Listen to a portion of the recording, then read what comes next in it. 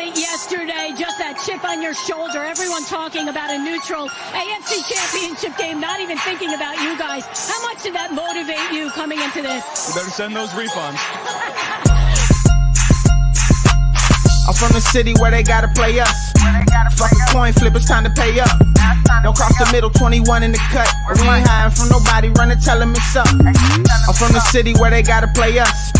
Fuck a coin flip, it's time to pay up. Don't cross the middle, 21 in the cut. We ain't hiding from nobody, run and tell them it's up.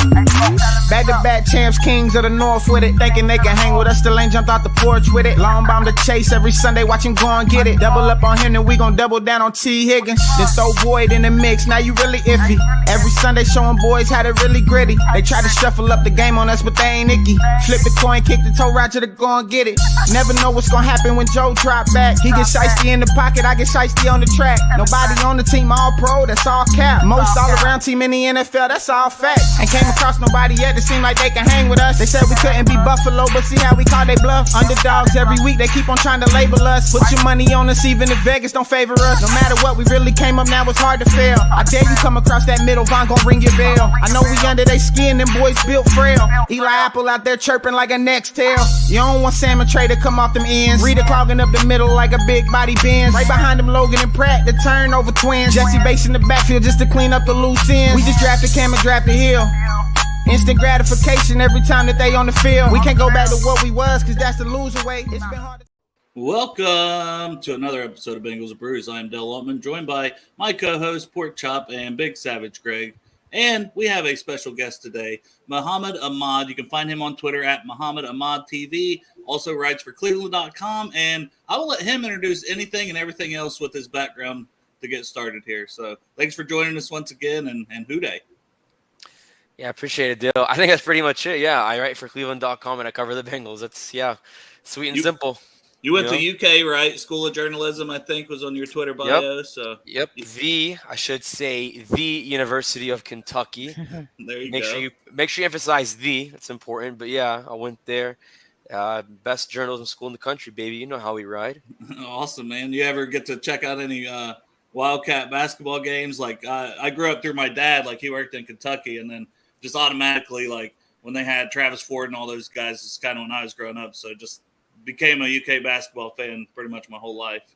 Yeah, I mean, I grew up in Lexington. I didn't just go to school there. I actually grew up there. So, like you and many others, I was indoctrinated into the BBN cult. Exactly. You're just part of it, right? You don't have a choice.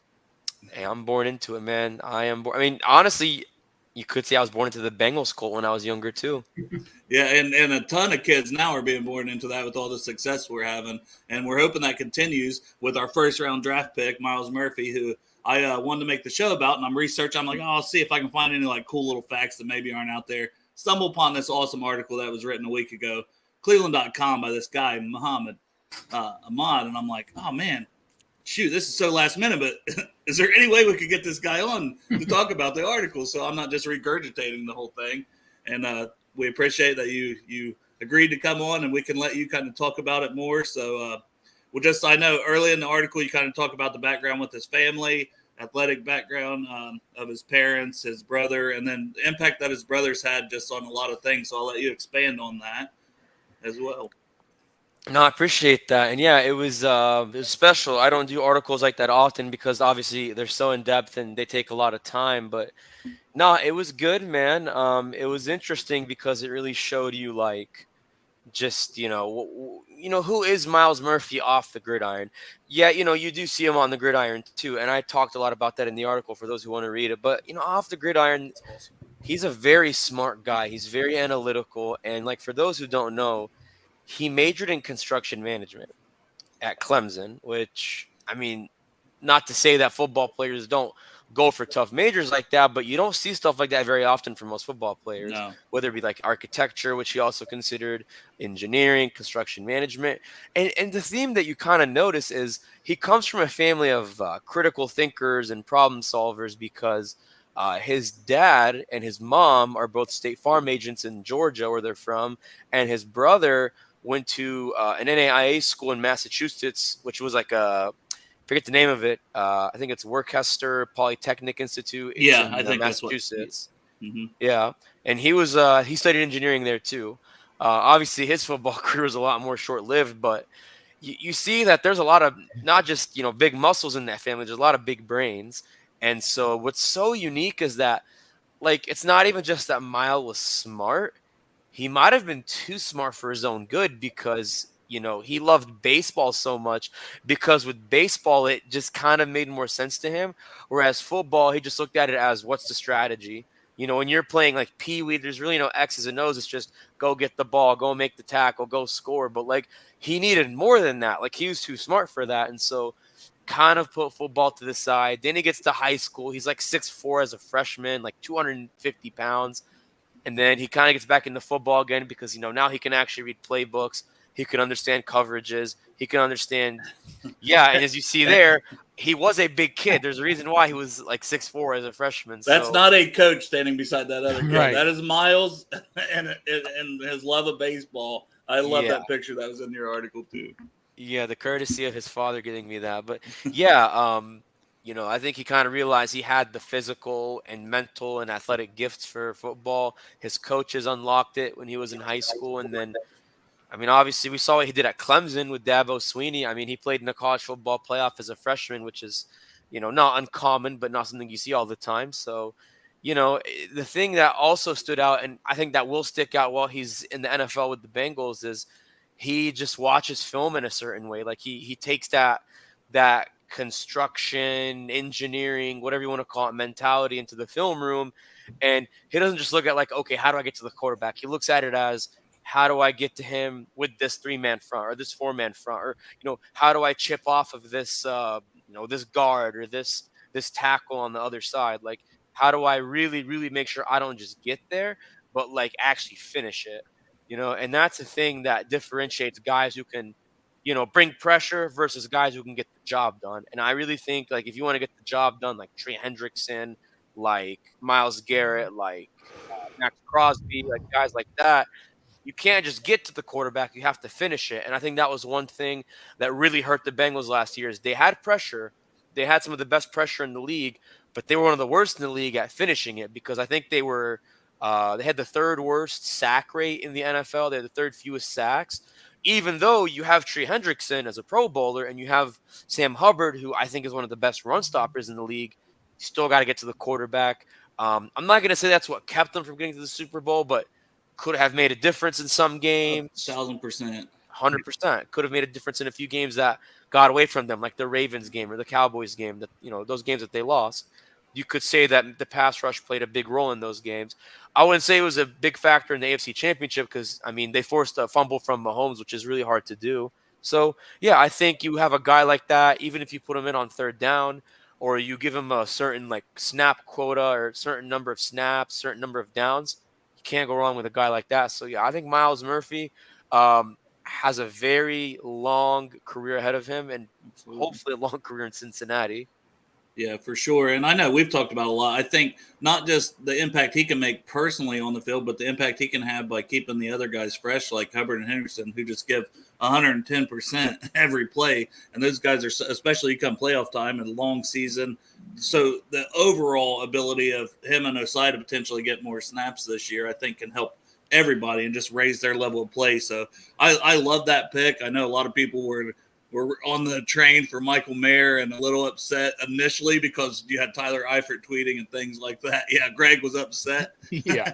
At the You draft should have party. seen him. We went to the draft party, Muhammad, and Greg wouldn't even stand around me. He took off and started walking circles around the place. He was so freaked out about the pick. No, you know what, though? I think it was more, I was just surprised. I think everybody thought it was going to be Michael Mayer. But when I really did some thinking about it, I'm like, this makes so much sense because first thing I said to myself after that loss to Kansas City, we got to put more pressure on the quarterback. So I went back and thought about it. I mean, obviously, I still would have liked Michael Mayer, but I had to tell myself we need to get to the quarterback. But like with Myles Murphy, 21 years old, ran like a 4.5. I think his best football's ahead of him. He's coming in here. He didn't run in a straight line either, so just imagine that. Yeah. Could have been a 4.4. When you're 6'5", 275, like I don't think Myles Garrett can even run like that. That's crazy. Yeah, it's insane because, like you mentioned, the size along with that speed. So I think it's a great pick, and I think his best ball's ahead of him. Marion Hobby's going to coach him up. He's going to be able to move another inside, Clemson guy, like you mentioned. Yeah, So just everything about that pick, once people got over that initial shock, like I thought all along, I kept saying, because we were doing a draft show, and I'm like, I'm telling you, those Clemson defenders are still there in that link with Hobby. I was like, it's going to be Aaron Brees the one pick guy. So I think we got the guy with the way better upside, and he doesn't have as many injuries as Brees had. But Dustin here in the chat saying, he appreciates it. We're discussing Myles. He feels like slightly over. Yeah, I would agree with that. It's rare that your first round pick seems overlooked, but there's a lot of flashy players when you bring in a corner, a couple of receivers, even a safety that has potential to start. So do you feel like maybe he's overlooked compared to some of these other guys somehow as a first round pick? I don't know if, that's a good question. I don't know if overlooked is the word. I think maybe he's just misunderstood. I think a lot of people looked at it and said, you have Trey Hendrickson, you have Sam Hubbard, you have Cam Sample, you have Joseph Osai, you even have Jeff Gunter. You had Khalid Kareem at one point, obviously, like they were really loaded, and then you have Terrell Basham. So I think people look at it as like, do you really need another pass rusher? And the answer is absolutely. I mean, yes. Lou Anarumo always says he'll never have enough pass rushers and he'll never have enough corners, which they also showed because they drafted 2 corners right after Myles Murphy. They get his childhood friend DJ Turner. Interesting connection there, by the way. And they get DJ Ivy, who, by the way, don't sleep on that pick. I know people think, 7th rounder, practice squad guy. Look, he might be on the practice squad. I don't know. But, there's a good chance he not only makes the 53-man roster, I think he might actually be a sleeper pick because he had a pick 6 in the last day of OTAs. I think it was, June 15th, whatever that last day was. Had a nice pick 6. And he looked really good in practice. And, if he stays healthy, he's good. He competes with Alan George and other backups, like Marvel Telfer, that spot that would be behind, I guess it would be behind Chidobe Awuzie. Or no, it'd be behind Cam Taylor-Britt because I guess Sidney Jones will be behind Awuzie, who's probably going to be healthy for week 1. So, yeah, for whoever can, provide that extra depth behind Cam Taylor-Britt, I think, that's another good pick, too. I didn't want to get on a tangent there with the corners. No, that's good because he was getting praise from Cheeto. He was getting praise from everybody. DJ Ivy was. And if you can get that from a 7th-round guy, that just changes the entire your draft looks so much better, too. Oh, yeah. And I think, Sidney Jones has a lot of question marks because he's been hurt a lot in his career and he's played with so many teams and he's been on practice squads. But, I mean, again, I don't know what the guy's going to look like. I doubt he'll play much if Awuzie is healthy in week 1, but he'll make the roster. He'll be a solid backup. Maybe they use him in certain packages. He had a nice interception on Joe Burrow in OTAs, which I thought was really nice. So, yeah, they got depth there. I know everyone's concerned about the safety position because you lost your 2 starters, one of whom you could say is one of the best in the league in Jesse Bates. But, Nick Scott won a Super Bowl. He was a starter last year in LA, and, he's played a lot of special teams. I really think Dax Hill's gifts are going to come out that we haven't seen yet. And I really, really, really think you want to talk about overlooked. I do think Jordan Battle is being overlooked by some people because a lot of people were like, why would they draft a safety? And I'm like, why would you not draft a safety? Why would you not? I mean, think about it like this. You lose Trey Flowers in free agency, right? And, he didn't play much. He mostly played third downs. He covered tight ends. So he covered Mark Andrews, Cameron Brate, Travis Kelce, guys like that. So rather than getting a nickel corner to cover your tight ends in certain packages, why not get a bigger safety or like a big bodied safety like Jordan Battle, who's just as fast, if not faster and stronger than Trey Flowers, to cover your Travis Kelce's, your Dawson Knox's, your Mark Andrews, because they're going to face a lot of good tight ends next year. And I can see Lou Anarumo doing a lot of sub packages where you put Jordan Battle in there, or maybe you do the same thing with Akeem Davis-Gaither because we saw the pick he had when he was covering Mark Andrews in the playoffs. So there's options there. There's depth there. I know we're not really going to know what it looks like until we see it with our own eyes, but I still think they're going to be in pretty good shape. Yeah, I know I've seen a lot of that worry out there too, and I'm kind of with you. I think having the 3 guys, and I feel better, now that Battle's in that mix because he was able to start at Alabama early and play all 4 years, and that's kind of a rare thing. So that it says a lot about him, and I know Nick Saban's raved about his leadership, and it's you're getting another guy like Von Bell in there as well, and that can't hurt at all. Greg, while we're on the draft class, I know you're dying to ask a question about your favorite draft pick, so I'll let you go ahead. You want to talk about someone that I was so excited for. I looked him up. I just thought it was one of the biggest steals in the draft. I got to go Andre Yossi out of Princeton. I mean, 6'4", 5. I mean, I don't think we need to question if He's he's like 6'3", Greg. He's You're 6'3", just- you're 6'3". He's Okay, saying even 6'3". bigger now. And 6'3". He's 6'3". He's Yeah. 6'3". I've Yeah, seen but next to 6'4", the guy. 6'5". But He's yeah. like he's 6'7". He's he come played on, well, Greg. but like he runs like I think he ran like what, a 4.3. And I don't think we need to question if he's smart or not. I don't think that needs to be in question. I mean, you look at it, we don't need to rush this guy at all. I mean, he's playing behind 3 good receivers. I say if this guy gets coached up, am I crazy to think this guy can make a big impact? I mean, that's hard to say because, and this is not a knock on him. We just don't know if he's going to make the active roster because, it's a numbers game. Do you keep Stanley Morgan and Trenton Irwin? Do you find a place for Trent Taylor if, Charlie Jones beats him out for the punt return job?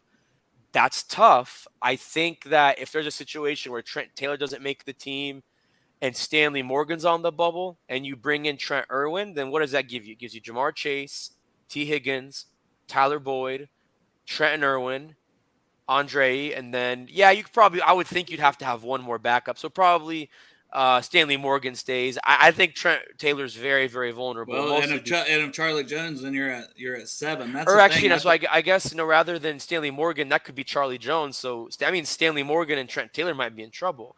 Yeah. Morgan is a toss-up because he's very, very important on special teams, and Darren Simmons loves him on special teams. Taylor's just tough because he really hasn't done much as a backup receiver, and I don't think they were happy with him as a punt returner last year because Darren Simmons always says the goal is to give the ball to the ref. He did not do that on every play. You saw the fumble against New Orleans that could have turned the game around if they didn't have that comeback. A few other games where he had some miscues. He kind of hinted, Simmons did at the NFL Combine, that they were going to look in another direction, and they did with Charlie Jones. So, yeah, I think in that case, well, I mean, Trent Taylor's kind of 8 to me. Do you think they keep even 7? I know you mentioned Morgan on the bubble. So it's Chase, Higgins, Boyd, Irwin, and then Charlie Jones. Then I think Yosef and Morgan would be fighting for that 7th spot. Yeah, 6th and 7th spot. I don't think they both make it unless maybe there's a Trenton Irwin trade for D-tackle depth or something we're not seeing yet. Does anybody else know how to do a backflip when we're winning? I'm sure one of them does. One of them has to. I mean that might give him the edge. I mean, with how good their cores are and their flexibility, I'd be shocked if they didn't. I know Trent Taylor's smart, so it's easier. But no, I mean, I think it's going to come down to that. But I really don't see a path for Trent Taylor. I think Charlie Jones is going to give him a hard time. And I think he either makes the practice squad or gets waived and gets picked up by somebody, before the season starts. We got a $5 super chat from Dustin. Appreciate that. So this has been a back and forth. Well, there's not a Jefferson deal yet, but it's probably going to be huge numbers. So do we wait and for a potential T. Higgins deal is what he's talking about here? Do we wait and see what Charlie Jones and Yosef can do throughout the season, throughout even practices and the year, and maybe into the next off season, and hold off on T, knowing you could franchise tag him? That scares the hell out of me because we've seen what happened with Jesse Bates going that route. And you also have to remember they have the same agent, by the way. But Dustin's a little worried about paying a potential Jamar Chase like X amount of dollars. It's going to be a lot, Joe, and then have to pay T big money. He's thinking that's too much money in the 3 players. Do you think the Bengals feel differently and they're pretty set on signing T, or kind of what's your overall thoughts on T getting signed? I'm a little more optimistic after the Joe Mixon restructure for 2 reasons. Number one, it shows that they really do want to play together. Because here's the thing. Joe Mixon could have told Duke Tobin and Katie Blackburn, no, I'm not making less. And what would have happened? Would have been cut and released, would have gone somewhere else. And then, let's be real. I mean, I don't know any other teams that would have needed a running back like him, but he's not going to make even what he's making now with the pay cut. They're not going to give him that. So he kind of knew in a way he had to. He didn't really have the leverage that maybe he would have thought he had, which is part of why I think Joe Mixon accepted the pay cut. But I really do think part of it was, if he went to another team and say made the same as he's making now, you're going to make that money, but you're not going to play with Joe Burrow by your side. I mean, you're playing with a guy who's a stone cold killer. So money aside, not every team has a stone cold killer like Joe Burrow. So the reason why I say that is because does T. Higgins, I don't want to say sacrifice, but does he maybe look and say, okay, I can somewhat live with not making Christian Kirk, Terry McLaurin money. Does he somewhat live with that and say, I have Joe Burrow, I have one of the best receivers in the league with Jamar Chase, one of the best slots with Tyler Boyd, even if it's for just one more year? I see it because I mean T. Higgins could go make more than Christian Kirk playing for, I don't know, the Chicago Bears or the New England Patriots, but do you want to play with Same Justin team, Fields? even same team. He's got You, Trevor Lawrence there in Jacksonville. That's the team. Rowdy Yeah. brings that up, and he's from the Clemson area. He's like, if you don't get T done, he's going to go to Jacksonville and play with Trevor Lawrence. I don't think so. I You mean, don't he's think got so? they got receivers. They got Evan Ingram tagged. They got Christian Kirk. I don't see him going to Jacksonville. I mean, they're not going to be able to afford that. I think that's kind of crazy. But I think a team like the Bears or the Patriots, those would be teams that I could see taking Higgins if he's not franchise tagged. Because obviously, if he doesn't get a deal done this year, he's definitely going to be tagged. Like that's going to be your Jesse Bates saga part 2. Yeah. Yes. Although, hear me out on this. If a deal does get done for him, and of course Burrow and Chase is going to get done, no question, I could see Logan Wilson getting tagged. I could see that. Only because I think that's a guy you really want to get for at least one more year and hope to get a deal out of. But I also do think that there's a chance that they don't tag him if a deal's not done and he walks. That's also, if anybody's the most vulnerable for not getting an extension and leaving, I think it's Logan Wilson at this point.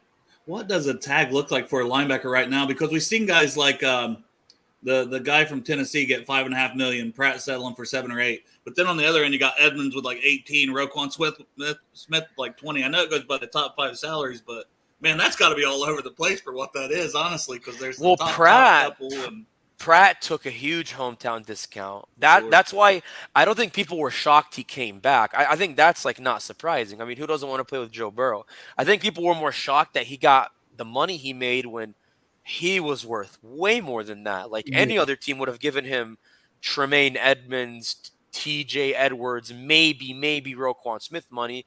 But like I said though, this backs up the point that I made, and he backed this up himself. Like, if you go play for those teams, you're not going to play for Joe Burrow. Like, no offense to Justin Fields, but he's not Joe Burrow.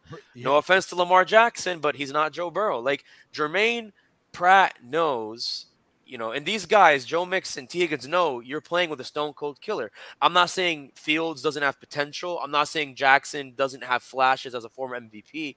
I'm just saying they're not stone cold killers. Joe Burrow's a stone cold killer, and that's why the Joe Burrow effect is real. And guys like to win. And the Bengals are a winning team right now. And they look to be sustainable with their winning because of Joe Burrow. Chop, you haven't really got much in here. So do you have any questions about anything Bengals related? I wanted to say to Muhammad, man, I really enjoyed that article. That was like watching a movie about Myles Murphy. I mean, and everyone needs to go to cleveland.com and check that out because, like I said, I wanted to get a little of it in here with him, and he did a great job kind of overviewing it, but I don't want to go through the whole thing because, you guys need to go and click on that and read it and show him some love and support on cleveland.com because it is a very in-depth, really good article. Yeah, a lot of good research. A lot of good research in there. I bet you spent hours talking to the family. That's why I was wondering, how long did it take along with you, Chop, with that question? I guess with the story, so actually it didn't take as long as you would think with the family. I actually talked to them after the draft. They were, if you look at the picture where Myles Murphy was sitting, they were in the back of that room, and no one was really looking and no one was really saying anything. So I was like, I'm just gonna go talk to his brother and his mom and his dad, and nobody stopped me. So I was like, okay, I'm gonna do it, Exactly. and I did. I was like, okay, no one else is doing it, so I'm gonna do it, and look what I got out of it. So sometimes you gotta take your shot. You gotta shoot your shot, as they say. Is his dad real tall? Not where as does tall he as get the him. height from if his brother's like 5'10", 5'9"? So I asked mom that because I was like, how did the brother come out as tall as me? And this dude's like 6'5", 6'6", and she was like, oh, he's got a big uncle or something like that. Everyone's got that one big uncle. I do. I do. I definitely do. So, but the other question I had was not pertaining to Myles Murphy. I was sitting back here chilling, listening to you talk about our entire backfield or secondary. Yeah. And I didn't hear my guy's name. You were talking about DJ Ivy backing up Cam, and you were talking about Cheeto being backed up by Sidney Jones. But where's Juan Drago fit in there? Juan Drago? Oh, DJ DJ Turner. Turner. Well, no, so Or DJ Burner. he will be a backup. He'll make the roster. I just think it's really simple. I think he's Chidobe Awuzie's replacement. I think he's going to be like what Daxo was last year. Bring him in on a few sub packages, maybe use him as your backup nickel behind Mike Hilton. I'm not saying he is a nickel, but maybe use him in that role. Because I think he played that position at Michigan as well, not just outside corner. And then when free agency hits and Chidobe Awuzie inevitably leaves because the Bengals don't pay guys second contracts towards their 30s unless DJ Reader changes that. Another discussion. Yep. I think that's going to be DJ Turner replacing him, and he'll be playing with Cam Taylor-Britt. Awesome. Yeah, and DJ Turner is one that we have, or not DJ Turner, DJ Reader is one that we have gone back and forth on as we talk extensions a lot throughout this offseason. He gets extended, I think. I really think it's going to happen. I think they have to. Yes. Because if you don't do it, someone else is going to do it. If he hits that open market, somebody's giving him like a 4-year deal with a ton of money. And I think the Bengals, that's going to be the hang up potentially, is the years. The Bengals are probably going to say, we want to do 2. I hope maybe they can meet in the middle and give him 3 or something. Yeah, I think it's going to have to be in the middle because they can't pay him a 4-year deal. It's just going to be too much money with what you're giving to all the other guys we talked about. But, and this is the thing, actually. Here's why I'm a little bit optimistic. Like, you got to remember when he left Houston to join the Bengals 3 years ago. Burrow. You mentioned Burrow specifically. Yeah, people looked at him and were like, why would you go to a team that was just 2-14 when you could have gone to, like, any other team that's, like, a playoff caliber team? And keep in mind, they still weren't good. Like, they went 4-11-1 Burrow's rookie year. And, like, even if he doesn't get hurt, they're going 6-10 at best because they still had a lot of guys that weren't there until a year later, like Trey Hendrickson and Mike Hilton. But I say that because I really think it goes back to what Pratt said. It goes back to Mixon taking the cut. These guys, most of them, I think, will make sacrifices. And here's the thing, too. I don't want to reopen this discussion because I know it's a sore subject for a lot of people, but I think Jesse Bates really would have taken a discount to stay. But if you listen closely to the details of what he said, I don't think he's in a position where he can take a discount. I don't know his family background or his financial status, and I'm not speculating on that, but it really sounds like he really wanted to set his family up well, and I don't think a deal in Cincinnati would have done that for him. And so that's the thing. Like, I think even Jesse Bates, I really, really believe if whatever circumstances in his life were different, I think Jesse Bates takes a discount and stays and doesn't get like a $60 million deal in Atlanta, which, don't get me wrong, he deserved that. I mean, he definitely deserved every penny of that. But, like, I really think Jesse wanted to stay. I don't think he wanted to leave. I just think it came down to he knew what he wanted and his agent had a plan. And it just kind of led to what happened. I think it's the same thing with Higgins. I think maybe he really wants to stay, but it could be a matter of, like, he needs the money to invest in his family, to invest in his people. His jellyfish. He's got to get more jellyfish. Got to get his jellyfish like Weebay from The Wire. I mean, but in all seriousness, I mean, people forget these guys have families. They have lives. Like, yes, most of the money belongs to them, but they really do think about the people around them. And that's why, to us, it's like, oh, he's being greedy. He wants 20 million. Nope, I mean, yeah, 10 million is a lot to us. 20 million is also a lot. But to those guys, there's a big difference between 10 to 15 to 20 million when you think they have a short window to get it. Yes. Exactly. And it's a business. It's a business at the end of the day. And that's why I think, a lot of those guys left. But heck, I think if all those guys that left, like Samaj P. Ryan and Hayden Hurst and Von Bell, if they could have stayed, I think they would have. They knew what they wanted. They knew what they needed. And that's why they went to the teams that they did. And I don't blame them for it. I totally get it.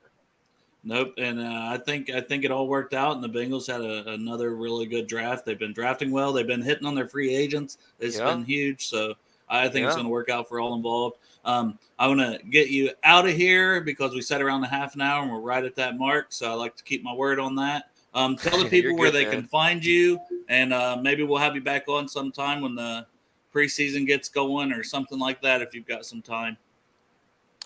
I'm here for it, brother. I'm here for it. Yeah. I really appreciate you all having me on. All right, man. Appreciate you. At Muhammad Ahmad TV on Twitter, correct? Yeah. And everybody's got to check out the Cleveland.com article. Good article. Yep. It's on my Twitter if you want to look at it. Will you be covering a training camp? You'll be down there every day, pretty much?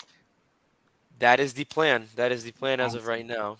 Awesome, man. All right. Thanks for your time once again, man. Appreciate you guys. Thank you. Appreciate you, buddy. See ya. Appreciate it. Who that?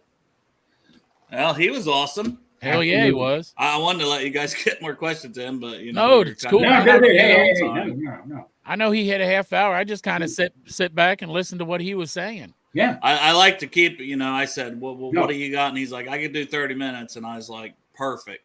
There you go. And that way, he does 30 minutes. He doesn't feel like we lied to him about it. And hopefully he can come back again in the preseason and give us some more awesome information because, that's one of the guys who are plugged in now. And anytime you can get one of those guys, it's awesome. The guy that's down there watching practice and just another person now reporting about DJ Ivy, which to me is exciting because corners get hurt a lot. I was going to try to get that point in there, but didn't really get a chance. It's like he'll if he's that good, I don't think they risk putting him on the practice squad and somebody else scooping him up. He was our last pick, right? Seventh round. No, he was like a 4-year. Well, he was like a 5-year starter because of the whole COVID thing. So I mean, he started for a reason. But what caught my attention was DJ Reader. He's like because remember, Tail, you and we because I was wanting to ask DJ. I'm glad you brought that up because DJ Reader, we've been going back and forth. And he's like, I think I'm really optimistic it's going to get done. So I feel a little bit better hearing that, Hey, I hope it does. And speaking of that, we've got these dumbass Madden ratings again that we talked about with receivers. And this is no knock on BJ Hill, but come on, man. Even as Bengals fans, we know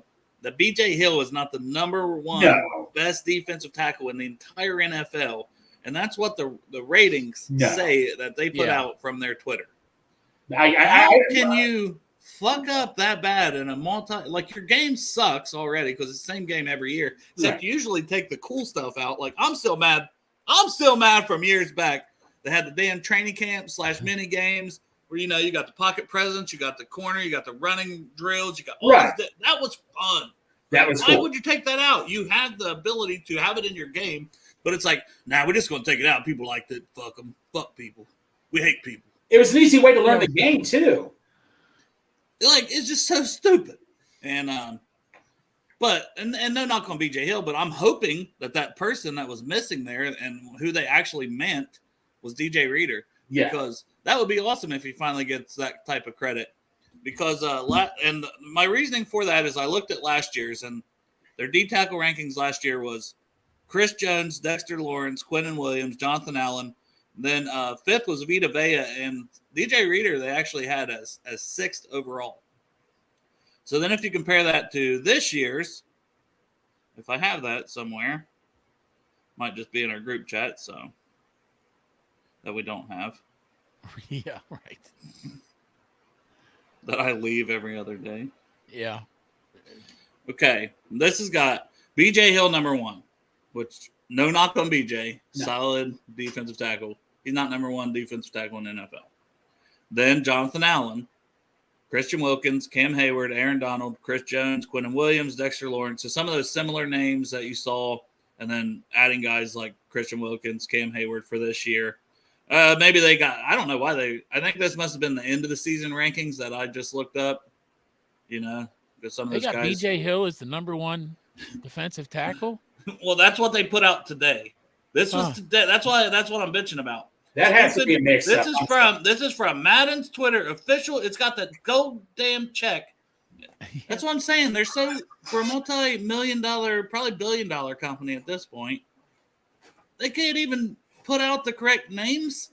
Like I'm hoping it's Reader though, because he's not on this list of top 10. And like I said, last year he was around 6th at the end of the season. So that would be sweet if that's actually DJ Reader. It's supposed to be DJ Reader. But damn, if it is, they can't even get his fucking name right. Yeah, they just mixed up them up. I guess. I don't know. Like, how do you do that? I don't know, man. Like, this is your that's a hell of a typo, isn't it? It's just like, oh yeah, I think it's the Bengals defensive tackle. Is that our number 1 rated player? I mean, it's not like we're supposed to spend the time and break these down. It's that Bengals guy. Give me a Bengal guy name. Like, how do you mix that up? But yeah, I did think it has to be with Reader, but it's not like their names are similar. Yeah. Hey, I wanted to touch on this comment right here because I watched this thing last night where Christopher's talking about that thing where that Make-A-Wish kid Bricks. Yeah, Bricks, yep. Yep, from Texas is a Cincinnati Bengals fan, and they brought him up here, and he went on the field with Chase, learned Chase gave him tips on the gritty and tossed him some passes and stuff like that, man. And I'm not kidding. I watched that at the nurse's station last night. It got me all verklempt, all teared up. Shout out to Travion Williams as well. Yes. I know Jamar Chase was the feature of that, but then I think it was on Instagram or somewhere as well. Travion and his foundation has even more of a connection with this kid. They went to like a Dave and Buster's and was hanging out. Oh my God. A different time. So because it's like Travion was out on the field with Jamar and them. Travion being Texas A&M, Texas guy. This kid's from Texas, so I think he's probably the one who helped set that up too with Jamar. Sports Center didn't really, go into that or anything. It's just like, oh, there's Travion out there too. Well, it was cool. It was cool. I think I wanted to give Travion his credit as well for that, since ESPN did too. How cute was that little kid, though, man? Yeah. Yeah, he was the best.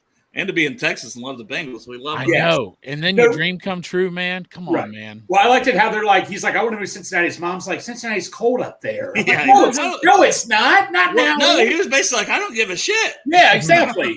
Exactly. No, I thought that was funny. But no, the cool thing, it was cool seeing Emily Parker show him around too. Like, oh, I know him. That's Emily Parker right there showing him around. It was cool. It was just a whole cool episode. That episode was just so awesome. Just makes you how grateful you are with this entire team, Yeah, I love it. Zach was like, say 1, 2, 3, who day? He went off. He's like, Duvey's like 1, 2, 3, who day? 1, 2, 3, who day? 1, 2, 3, who day? I love that, man. All the players are just sitting there trying to keep up, and they're like, wait a minute, we weren't ready for this. But they're all smiling in the background and everything. Like it was awesome. I mean, come on, man, to make a little kid's dream come true like that is something special. And they did say that he's in remission, and that's always tough, and those parents are going to worry all the time because he's going to be going in for updates and check. Oh, is it back? Is it not back? Is it back? Is it not back? I mean, we all know people, they've had cancer. So obviously thoughts and prayers with that family and him and everything, because even though he's in remission now, it's still very, very scary. And I mean, for it to happen in general, and I like the mother feeling so helpless, Right. I can't imagine. No, thank God that I've never had to deal with anything like that. But obviously, thoughts, prayers, all that, whatever you believe, good vibes, whatever, to that family. And hope the little man can stay healthy and get on the football field himself like he wants to. So. And you know what, Jake? You're watching the show. We hope you come hang out with us and all the tailgates. If you ever come back to a game, I think I speak for these guys. We'd love to see you and your family come. If you ever watch it, get a chance to watch this or whatever. Man, I'll tell you what would be cool is if they made that little kid ruler of the jungle one of the Yes. Hey, there you Let's go. do that. Let's make that that would be awesome. He's going to bring that energy. Oh, dude, he'd be like, dude, I'd love to hear that, dude. We need to make it happen. Hey, I'm sure Emily Parker is steps ahead of us and has thought of that as well. So yeah, I wouldn't be surprised if he's one. That's pretty cool. Switching gears, which is hard to do. First, I'm bitching about Madden ratings. Then you bring up this sad, emotional stuff. Hey, Chris got Greg down here crying. That's why he's wearing glasses. Got him tearing up. But I was looking and I seen Trag said about our cap space. So this is once again weird transition, but there's no other way. Yeah.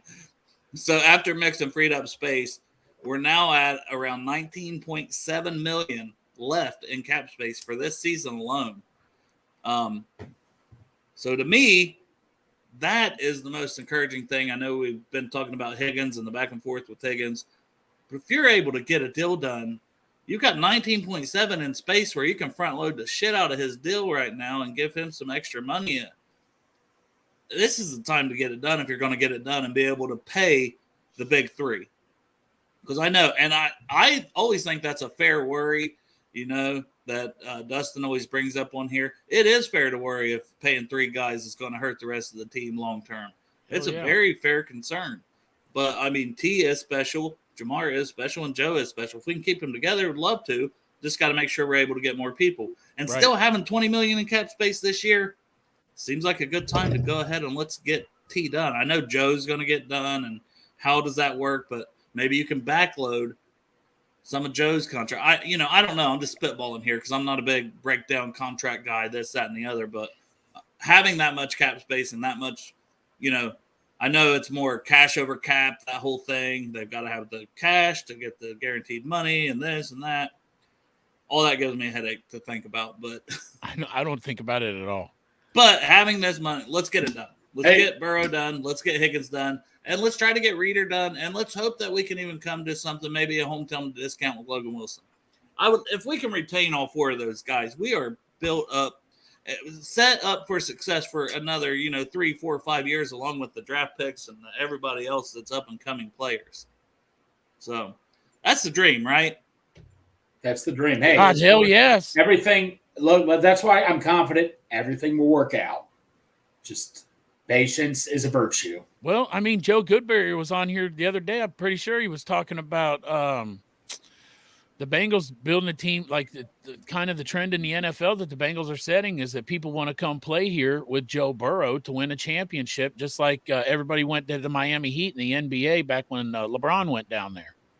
That he feels like maybe that's a trend that's starting now. So can they get all those deals done for somewhat of a discount?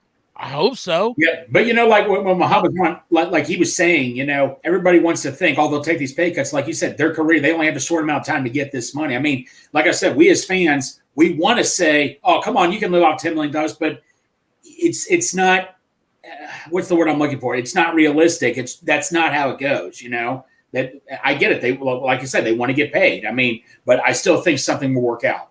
Man, Muhammad made me want to meet Joe Burrow even more. I mean, yes. How many times you could have took a drink every time Muhammad called him a stone cold killer? We'd be lit right now. Yes. It made me just want to meet Joe Burrow even more. Like I got to see this man and talk to him and see what's in those eyes. You know what I'm saying? When he looks at you. I mean, you just wish he'd stare in your eyes and you could stare back in his eyes. Like we have a staring contest. He might look like a stone cold killer, but you're seeing love. You're just like, if it's a staring contest between me and Joe Burrow, I lose, and this is my last look. Yeah, Ken, that's exactly what you got to do, and you got to keep finding some free agent deals that aren't crazy expensive as well to supplement your roster each year. It's what good teams end up having to do. They have to bring in guys for 1 and 2 year deals. So Ken says here for the podcast listeners, hopefully we keep having drafts like we've had the last few years if we're going to keep the big 3 together, because you're putting so much money in certain positions. So you're going to have to supplement other spots on the roster, like we've seen them drafting a lot of secondary for now. And, maybe having to sacrifice a Logan Wilson at linebacker and you have Pratt, and you maybe have to draft a guy in the first couple rounds and hope they hit and can start soon, because we got that whole room is on 1 year deals besides Pratt. I think you got to kind of like go in waves with the rookies too. You know what I'm saying? Yeah. You got to get part of the team cheap and then part of the team you pay. And then it's going to kind of go back and forth like this, I think. And also, I think it cancels out for Bates because we brought in Orlando Brown, the 3rd round comp pick, but I'm pretty sure we're still in line for like a 5th from Von Bell. I think. No, I think, but what I think personally happened was they probably tried to get Bates back, but when Orlando Brown paid, all of a sudden phone call, hey, this is Orlando Brown, I want to come to the Bengals. Like, sorry, Jesse. I mean, obviously that guy's probably plugged in more than me, but I just don't think they could have been anywhere close on money because of what he got was being $18 million, and they weren't willing to pay Von Bell 8. Right. They weren't willing to give Von 3 years was part of his too. But I'm sure they tried. I'm sure there was a chance, but I'm just saying when they found out, hey, I mean, Dale, be honest with me, would you rather have had Orlando Brown or Jesse Bates? Yeah, I'm just saying. Well, I mean, Bates signed before Brown even. Right. That's so true. that was done. Okay, but, I'm just saying. But he got like what? It was like $18 million per. The Bengals might have said, "Oh, we could give you 9 or 10." Yeah, right. Like he was never going to sign for that much. No, like to me, like that's my opinion. I'm not shitting on anything else that was said. This is my opinion. No. I don't think they could have came close on money because of what are we still talking about? All these extensions and everything else. There's no way they were going to put $18 million in a safety spot. Right. Knowing they drafted Dax Hill last year in the 1st round, who directly plays that same spot. To me, the writing was on the wall with Jesse Bates a long time ago. Thank you, Chris. Once we drafted Dax, Bates was gone. I 1,000% agree with that. Deep down inside, we all knew that. I'll tell you what, Jordan Battle, though, I liked how he brought up Jordan Battle because why not replace Trey Flowers with a more athletic and faster guy like Jordan Battle? I thought that was a good point Muhammad made right there. I mean, that was a great, Yeah, but you could tell he don't watch our show because we talk about Jordan Battle a lot. Yeah, no shit. Yeah, Jordan Battle. We were the battle, whatever Matt was trying to get going. Right. Well, apparently he did. I don't think he was sold on Yossi Bosch like I was because Dale, he was kind of sad with. He was definitely. Muhammad definitely kept his shirt on while he was talking well, about Yossi Bosch. Yossi Bosch because he agreed with you, Dale. You don't because me and Dale. For those who don't know, me and Dale have a bet going on. Dale, what was the bet again? Probably Greg, I don't Lowe's even pizza. remember. Wasn't it? No, it was. It was 6-pack. It was a 6-pack of Tall Boys or something. Yeah, 6-pack of Tall Boys. I don't even remember what the bet was though. I mean, you're supposed to remember, not me. I mean, You have 800 bets.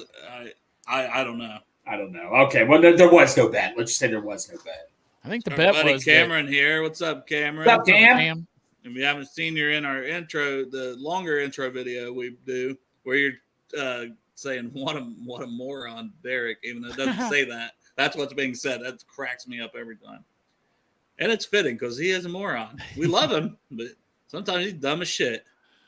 He says some dumb shit. He'll bring up something.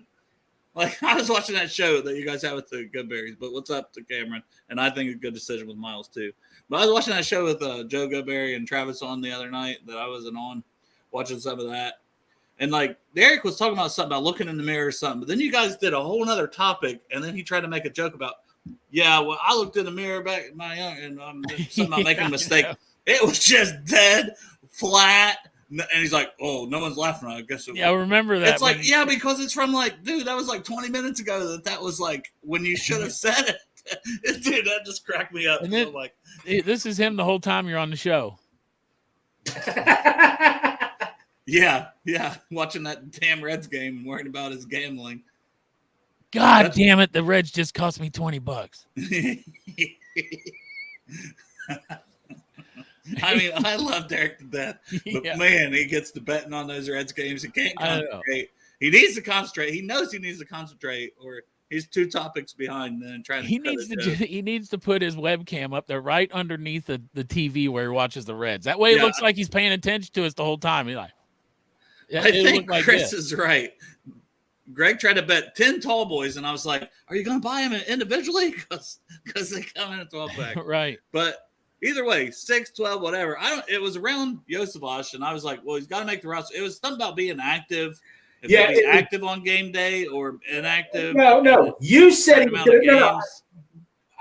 Apparently he remembers better than I do, but I thought the deal was that you said, no, all right, well, practice squad has a deal now. You can save 3 players, but my bet was that he was going to be on the 53-man roster, whether it was game day or not. I believe that's what it was. I never said he would just be practice squad only because he won't make it to the practice squad. Whoa.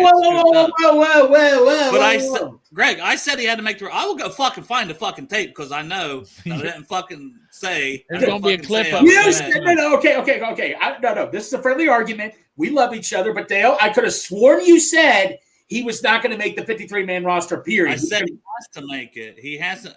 I jokingly said, if he makes the roster, Greg, because he's got to prove it on special teams, which I still feel that way, but I didn't bet that he wouldn't make the roster because I still think they drafted him in the 6th round, and I think they like his upside. I know that I said these words specifically more than once on this show. I think they really like his upside. I don't think they risk him going on the practice squad. I think they keep him, but I think he's game day inactive most times. I said these words like 5 different times. I agree with that. No, I agree with that. I never thought he was going to make the. No, I never thought he was going to make the dress-up roster. I didn't even say that. I could have sworn you said he was going to make the practice squad, but it's one of the saved players on the practice squad. Where you're like, no, you brought up how they could save 3 because I didn't even know that. I remember when that was brought up, being like, okay, how does that work? Because I think you still have to survive the initial cuts also. Hey, am I wrong? Like, there's only one cut down day. Right. And I think you can't protect 3 players on that one cut down day. Right. Like, you can only start protecting players after they've made it through that initial cuts and they make your practice squad. Kind of like last year, because we would have protected, what's his name, Pryor. I know. We got to find the tape. Find the tape, boys. And that's the thing. We've done so many shows. I don't know where to look for that. Yeah. No, Dale. We don't have to make a big deal out of this. I agree with you. I just like getting you riled up like you do with me. No, because I like know exactly what the bet was. It's fine. It's fine. We don't need to. Dale, we don't need to waste our time with this. It's fine. Okay, I believe you. I'm just messing with deep dive and look for that fucking tape. I don't And I have think time. it was talked about on at least a couple shows. Okay, it was, but Dale, look, I believe you, man. It's cool. We don't need to. We I don't know, need to but waste, I don't remember what the exact. Yeah, we don't need to waste our time with this, man. It's not Oh, that. you got me It going seems now. like Greg's starting to remember that he's fucked. Yeah. Yeah. He's Hey, like, Dave, you never have all the time in the mind. world. Dave, you have all the time in the world. You look for the tape. He's working currently, Greg. Yeah, working. You just use your one computer here. I don't know. He Just does find- have like five screens going. Yeah, there you go. He So I showed don't me want to hear that it. the other day. Yeah, so I don't want to hear it. Dave, you find the tape, but you better have evidence. Don't just say I found it. I want visual evidence. Yeah, Kendrick Pryor, the receiver that went to the Jags. Yeah, I 100% think if we could protect 3 people though, because let's go there because this is a good topic. Protecting 3 players for the practice squad, I'm pretty sure is only after that initial cut, and this is the first year of that one. But Kendrick Pryor, like last year, 100%, we did not want that man going anywhere, and we had told him like, hey, you're back on the practice squad, and he like. Then he got a call while he was there being told he's back on the practice squad for the Bengals from the Jaguars saying they picked him up for their active 53. I think the same thing would happen to Yosavash, even if a team, because I don't think Pryor really played much. I think he was probably inactive a lot of game weeks as well. What, Greg? Dave's like 5 screens on me. My God. Yeah, he does. This is stupid. We don't need to worry about this. Oh my God. No, for his work and stuff, Greg. Oh, for his work. I thought he was like had 5 screens on looking for the video. Oh, no, Greg. Greg is obsessed with the video. Yeah, The I'll video look for footage. it later if I can No, find it. no. I'll just try to narrow down based on what the topic was that day. All right. But Lord knows we go off topic so much. Yeah, Especially when it comes to Greg and Yosivach. Exactly. It's brought up almost every, which I set him up for today's because I knew No, that. I did not do a thing. You set me up. We're playing volleyball. You put it up. You set me up to spike it. That was all you. Well, I know you did want to talk about him. Literally, Dale, you could make the topic, we're not talking about Yosivach. And Greg would say, since we're not talking about Yosivach, let's talk about Yosivach and coming to the team and see if he's going to be a special teamer. He's going to make the 53-man roster. And then he'll take his shirt off and play with his nipples. Well, I was going to take my shirt up in front of him, man. I don't do that in front of you. You don't do it in Oh, front and of I keep Muhammad, saying huh? deep tackle depth when talking about trading like a Trenton Irwin potentially, but I still think we could use a tight end. Yes. Am I wrong? What have I still been want tight saying end depth. for- I know we all have, right? Like, Well, but I just kind of forgot about it there for the past few weeks. unfortunately, I don't want people to think I bought into Drew Sample. Okay. Oh, you did. No, I wasn't even thinking that, man. I wasn't even thinking about Drew Sample, but I was thinking about like Irv Smith, man. He's got a history of being hurt. What? God knows we all hope he doesn't get hurt this year, and he's our answer, and he plays 17 games regular season and then all the way through the Super Bowl. But it sure would be nice to have a pass-catching tight end backup just in case. Yeah, that's what I want. And it's easier said than done. I don't know that there's any extra ones that anybody's willing to trade, but at least if you have a trade. And Trenton Irwin is a very solid receiver. I'm not saying, I'm not in a rush to get rid of him. I just look at if Yosavash is ahead of – because, I mean, you hear from some of these guys. And that's why I thought it was a good question to ask about Yosavash today, because some of the practice reports and people like Dan Horde and his reports have said the wide receiver coach is high on him. They like quotes from the wide receiver coach said – he's farther along. He's not as raw as they thought he might be and need as much work as a wide receiver. And then we know he's out there working with as a gunner and doing some special team work, which that is how you get active on the 53 by the more you can do.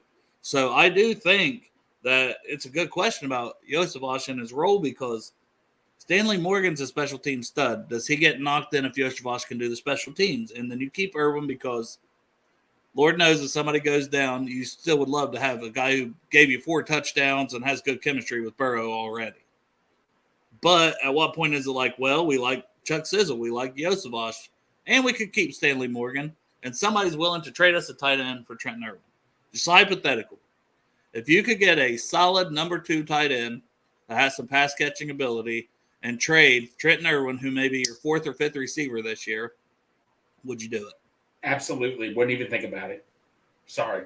I know we don't have a name to put in, but just say it's a a decent number 2 that can catch some passes. I mean, I like Trenton Irwin. I thought he did a hell of a job for us. But if you can get me a number 2 guy, our starting tight end now is a guy that couldn't even play over 50% of his games in his career. Like I said, I'm not knocking, but I just can't trust. And I just don't want to see Drew Sample as our starting tight end. I think we're on the same page. What about you, Chop? Well, I was thinking, what about Uzama? Where's that? Is he okay, let's just say it's Uzama. Would you say one for CJ Uzama? I know he got hurt. I don't know if he's healthy. Like, did he get dinged up at practice? I thought somebody said like that he can't leave there because of the way his contract is structured or something like that. That they have trouble getting rid of him, cutting him if they were going to cut tight ends from New York. But he's got chemistry with Joe Burrow anyway. I mean, I think it's kind of shitty some of the things he said when he left, but I guess he's just pumping up his new team. And out of all the tight ends out there and that are getting cut, I think that he'd probably be my favorite to come back here. Yeah, if he's cut, but I'm even saying in a trade. You know, if you could trade, I'm a trade or cut, something like that. You know, trade is probably harder to do with him because he what the hell still does has New York like 7 or 8 million salary that we'd have to absorb in a trade for sure. Well, that would not work out then. Yeah, I still would take him back though. I mean, if I had Uzama back and I have him and Irv Smith, I'm good to go. I still want that person to be Jeremy Ruckert. And I don't know, like if Aaron Rodgers wants these veterans that are going to play and Ruckert's going to be buried on the depth chart there. He's a young guy, 3rd round pick just last year. I mean, he can catch passes. He's decent blocking. Like I think he would fit Irv Smith. And I would do he hasn't proven much, but Trenton Irwin, boom. I would do. Why would they trade him there when he's on a rookie contract? That wouldn't it make sense to get rid of one of those 2 other guys like Uzama or who was the other guy they signed? Conklin. Yeah, Conklin. They also brought in Kuntz as a 7th round draft pick, I believe. That's where he went. But I'm just saying, it just doesn't make any sense. I wanted Ruckert so badly last year. I would take Ruckert in a heartbeat. The only reason I think maybe, and this is just maybe, is because where they got Aaron Rodgers, and if Aaron Rodgers says, no, I want both these guys on the team, and then they have the rookie and Kuntz, and they think, and Aaron Rodgers says, man, if you could get me Trenton Irwin, but I know they have a lot of receivers. That's what I'm saying. I don't even know if it's feasible, but that would be the type of trade that I would want to make if I was going to trade Trenton Irwin. I'd want to get something that I thought may have to come and play because like Irv Smith go down, Ruckert might end up having to start some games potentially. So that if I was going to trade Irwin, that's what I'd hope to get in return. Yep. That'd be a great trade. Absolutely. And honestly, like we keep saying, oh, not a knock on Irwin. It's actually praise to Irwin. And, and it could be a good thing for Irwin because he'd go to a team that said, hey, we traded for you, so we're going to give you more playing time. Whoever the hypothetical team is, I mean, that's exactly how I think about it. I'm like, when you're saying it to me, I'm like, damn, we could get that for Irwin? Yeah, I don't know. But, I mean, he 4 touchdowns last year. When he's played, he's produced. He just doesn't get to play a lot here because we're stacked at receiver. Yeah. And we drafted another 2 guys. So it's like, hey, this guy's pretty good. If he played full time, I mean, you can't tell me. I don't know if Belichick has a tight end to give us, but to in a trade, but you can't tell me Bill Belichick wouldn't love to get his hands on Trenton Irwin. He's a white wide receiver, boys. You know, Bill Belichick collects those like Pokemon cards. Stranger says he's got faint hopes of Kuntz being on waivers. You see that happening? No. I mean, he was a 7th round pick. Yeah. So we had our chances. We had how many chances getting him? 7 or 8 chances. I mean, if he goes on the waiver, man. I don't know if the Bengals would even take him though, because they could have drafted him so many times, like Greg's saying. Yeah, we had our right. I would hope they would. If he hits it, I hope they. I'd love to have him. I was surprised he went in the 7th round. I mean, I know he was at a small school, but his numbers were off the charts. I thought he was going to be a 4th round pick at one point. Yeah. Hey, Greg, your dinner's going to get here. I know. So I'll let you off here. I'll let you tell the people where they can find you today. Because this may take another 5 minutes. Oh, no shit. Well, Greg's a whore today. I'm working overtime today. I had to lift a bunch of cabinets today and all that. So I'm really getting my work cut out for me. But come 5:30, I will be on Iceman's show with the Bengals legend, Corey Dillon. Please check it out. I'm on there usually before I get off a little bit before 6:30. And after that, catch me on my show, Rally Around the Natty with Cincy James, Santorian Bengal Dad. And go Reds tonight. Well, both Reds games. They're good. The Reds got to finish. They got to finish today's game, and another game. So really, sort of 2 games today. They got to finish today. Yep. All right, Greg. Thanks for always, and good luck on the other 2 shows tonight. Love you, buddy. Love you guys. Take care. See you, Greg. Well, now that he's gone, no shit, and get the show started.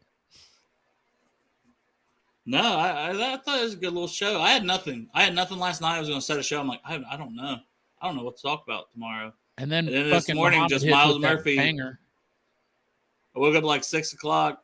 I wake up a lot. I told you that. I see that. I mean, I'm at work, and all of a sudden I woke up once at 6, and I'm sitting there taking a piss, and I'm like, Myles Murphy popped in my head. I'm like, yeah, we can go more in depth about Myles Murphy. It used to be like when I was at work and my phone would, I'd get that. There's a text. I would go, oh shit, because that means the wife's up and I'm something's bad's about to happen. Now, my phone in the middle of the night is like,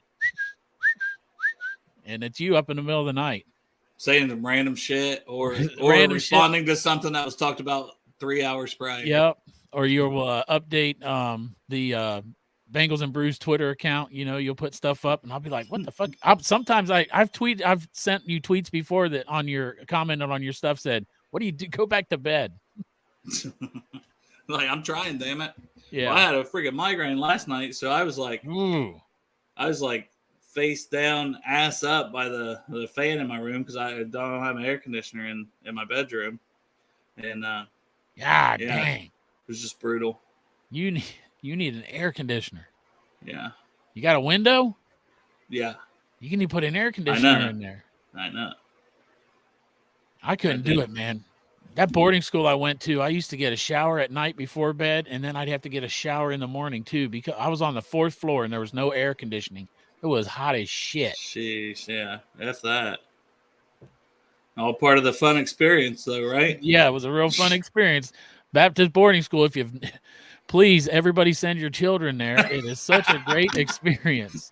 It's probably closed down. And you can see that they will work and they will get them properly reformed. I am a prime example. Yeah, look how you turn out. I turned out so good. Me and Jesus walk side by side. What did you think of the new Browns uniforms? Did you get a chance to see those yet? They're on our nuts. That's what I thought about the Browns' new uniform. Come on, man. They're going to do the white stuff like Cincinnati.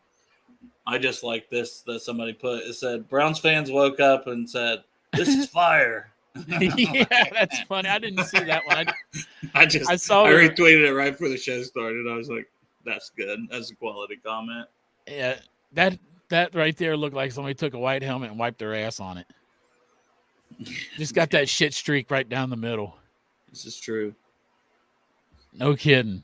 Also, I'm hoping they do. That's I don't know. Like, you can keep some teams will keep 4, but I don't know. Like, a lot of teams will keep 3. We used to keep 4 a lot, but I don't know. Like, do they really need 4 tight ends? Like, to me, that's almost more if you're going to run the ball. And Aaron Rodgers, they ain't going to run the ball more there. They're going to be throwing the ball more than they ever have. So. I never said we had Myles Murphy. I said it was a Myles Murphy discussion. Yeah, we did. It's because he had them 5 screens going. He was paying attention to those. He was paying attention to 4 screens. And the 5th screen, he couldn't have his eyes on his brother, seeing that we were talking Myles Murphy for a good half an hour while we had Muhammad. I mean, I thought he popped in. We had our guest on here. He wrote an awesome article on Cleveland.com. And He lives down here, but Cleveland.com pays him to write articles. Hey, that'd be a nice gig, You get to cover the Bengals, and you don't have to live in Cleveland. Because who the fuck? That's a fucking win-win for that guy. Who the fuck that's respectable wants to live in Cleveland? Exactly. Right. So you got to reach out to other cities, and why not hit the great city of Cincinnati? Yeah, they can't get people to go live in their city and pay them. People are like, "Nah, man, I'm still living here. Like, you're just going to have to pay me to work for Cleveland.com." Sorry. But yeah, he was awesome. I'd love to have him back on, and follow him on Twitter if you get a chance, because I know that he was, that's when I first heard of him or whatever. I seen him covering, some stuff for the Bengals, like during these practices and stuff. Yeah, I've been sleeping today. Is this true? Like the Jets are rumored to sign Dalvin? They're just one of the teams out there. I know the Dolphins was out there too. But, I mean, it wouldn't be shocking if they did. But, I mean, they have Breece Hall. Dude, I would love to have one of their running backs still. I talked about that before. They got Zonovan Knight, and there's Michael. Shit, I almost want to say Michael Chandler, but that's a UFC guy. I don't know. I don't watch UFC. Either way, they've got Michael Carter. That's the other running back, not Chandler. Michael Carter. But that's what I'm saying. If they sign Dalvin, they got Brees Hall, Carter, Zonovan Knight, and then I think they even had another guy that was decent on that roster. They ain't going to have 4 or 5 running backs. Give me one of them, you know? Oh, no doubt, Anthony. You follow me on Twitter, I'm going to follow you back. As long as I know you're all a Bengals fan, that's like if somebody watches this show and they're like, hey, you don't follow me back, that's just a, mistake. The only people I try not to follow back are ones I don't know if they're a Bengals fan, because usually that's like some hoes that want to slide in your DMs and be like, oh, here's my webcam. Or, oh, you want to be my sugar daddy? It's like, nah, bitch, I need a sugar mama. Like, I ain't got no money to pay your fucking ass. Pay me. I need someone to pay me some extra money. Right. I'd take a check. I'll be slinging dick. You pay me. Sell it by the pound, Dale. Shit, I ain't gonna make much. Hey, listen, I was gonna just say before we do hop off here too is I want to talk about our fantasy football league, because we're coming up, like we only got like a week left to sign people up, right? Not till the 31st, so maybe a week and a half, if that. So we got 4 leagues now. Not even full. Like we almost still need 4. 4. We need 4 spots left to fill League 4. Last year we had 6 leagues.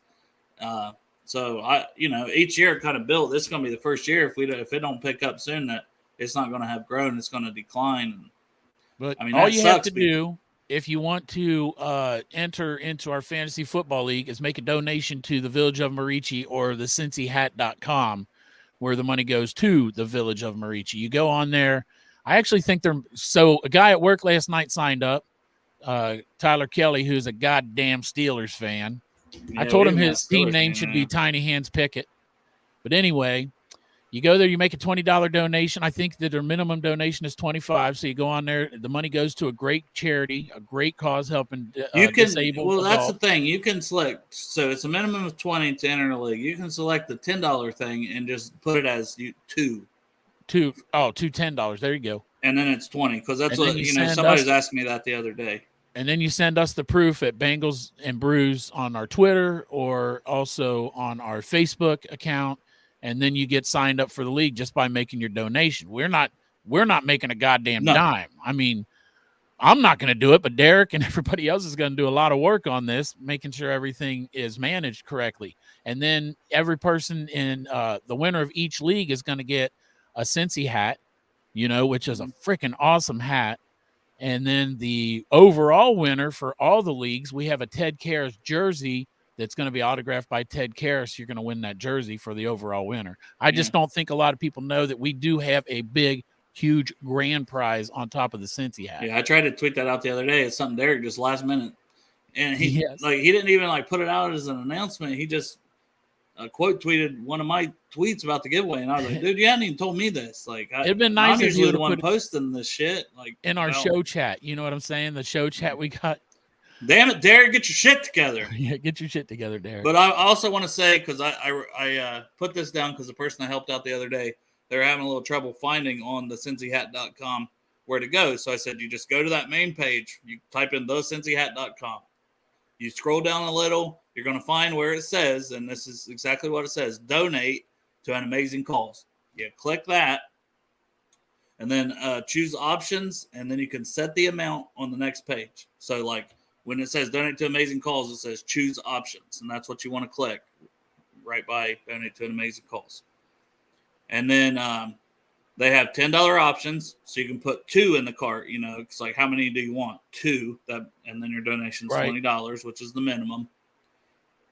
Or they have a button that's $25 donation. So it's whatever you want to do. If you want to go ahead and just make it 25, hit that button, that's fine. But if you just want to make it 20, because that is the minimum, you can get in for just 20. You can also make it 100 or 1,000 because it's going to a great charity. You could, yes. Going to a really good charity. But hopefully we can get some more donations in, because like I said, every dollar that goes straight to that. And then, yes, as well, Anthony, and for the podcast listeners, our whole crew is going to be at Little Miami Brewery this coming Friday. The event's supposed to start around 4 o'clock, and Matt has said from the Cincy Hat that him and Ted will likely be there till around 8 or 9 o'clock at night. So if you get a chance anytime between 4 and I would say 8, you obviously don't get there when they're leaving. So you got any time between 4 and 8 o'clock on Friday night, and you're around Little Miami Brewery in Milford, Ohio, I believe. Yep. Then hop in, get you a hat. They have bucket hats. They have visors for sale. It's the first time they're having either of those things. So we'll also have some of their other hats out. We'll be there. I think Bengals captain and Hube will be there. Bridget, our buddy Bridget. The Iceman's supposed to be there. The Rally Around the Natty guys will probably be Bengals there. and Bourbon. Bengals and Bourbon will be there. So a whole bunch of us will be there. I know Darth Bengal said he's probably going. Yep. Anthony said he might be going. So, we're hoping as many people as possible will go and hang out with us, drink some beers, and Yes, please. and have a good time because this off season seems like it's taking forever. So, and then y'all tune in. Maybe, I don't know. I'm probably Chop will be putting it on washing big his fancy. balls. Yeah, I was gonna say Chop might still be washing them big old nuts. I'll be in big fancy about that time, so I'll have it playing while I'm driving. Oh, no problem, man. That's what we're here for. And anybody needs help. And if you need help on the fantasy aspect of it, once your league gets going, then Derek's your main man for that. But I can. Oh, looks like Yeah. Anthony's coming There for we sure. go. No, Mike will be. Love to see it. Matt's God hoping to dang, be man! there. Man, that would be like a dream. Everybody in our chat show up to that event, hang out with us. You know what I mean? Well, we I love people hanging out like with people. Chris Crowley and Jersey. We got people, South Carolina. Crip, I think's down Myrtle Beach. Start as driving well. now. There's people. We got people from a little bit of everywhere. So I understand some people's probably not going to be able to make it, but maybe they can make it for a game this year because we want to meet everybody, man. You guys are awesome. I can tell you this too from a guy that's been to an event with Ted Karras. So when he did the thing at the Banks at the Holy Grail, he came down. It was also a 4 p.m. thing. He got there an hour before that, and he signed everything. It's not like he was like, "No, the thing starts at 4." He was very approachable, talked to everybody. This dude is awesome. And Why are you putting this on the air? I plan to get there. Early, Chop, and you're going to take my precious one-on-one time I had planned because I was going to. Don't worry, because I was going to find a place to lock Greg up because he's going to be there early. I'm too. best friends with him, and I'll introduce you in person. All right, go. This man knows me now. But so then the Reds game started. He was there the entire game, and then the Reds game ended, and he was still there. Very generous with his time, especially because of the charity. And like when we had him on, he's like, "Yeah, I don't really leave my house." He's a guy who hangs around his house in Florida mostly during the off season. Just hangs out with his wife and his. They say he had cats. Yeah, 2 cats. Cats? 2 cats. That's right. We were talking about my cats. 2 cats. My 2 cats. His wife, and he hangs out around there. He likes to go fishing. 400-pound bull shark he caught. When it comes to this charity, though, the man is super generous with his time, and Chop and Greg's been to a couple events like he's talking about. And you never know who's going to show up, too. That event we went to on the Banks was only Ted Karras advertised, and Orlando Brown and Cordell Volson were both there the whole time, too. Yeah, if these guys are around and in town and they're like, "Hey, I'll swing by," you just never know. Not real doable for stranger. Yeah, right. Yeah, it's fair. That's what I said. But yeah, I'll let you go scrub your balls, Chop. Yes, sir. I need to. It's a good episode. Derek and Joe will have a show tomorrow at 5 p.m. with Joe Pisapia. I don't know. I still don't know. Pisapia. Him and Andrew Hall. I know Andrew Hall because he's a Bengals fan, and we've had him on before. But they're going to be talking a lot about fantasy football, so hopefully you can get signed up, and then you can tune into that and get your fantasy football advice and questions for those guys. So we will probably be back Thursday, because Friday we're not going to have any shows, and then debating on doing a show Saturday. I know Chopping on them will be at a baseball game, but might do another show on Saturday with my brother. It just depends. Talked about Iceman maybe joining and doing a show Saturday with us, so we might do that Saturday and Thursday. That's just kind of what's coming up for the week. But check out Derek and Joe tomorrow at 5. We love you guys. Appreciate all the support, obviously. And if you haven't signed up for fantasy football, please try to do so if you got a little extra $20 laying around. And if not this week, sometime before the 31st, we greatly appreciate it. It all goes to them. And, the one thing then that does look good if we're helping raise money for them, that, Ted coming back on and having a great time on this show, like I think we all enjoyed. So appreciate y'all. Love y'all. We'll see you potentially Thursday, Friday, or Saturday. Who day?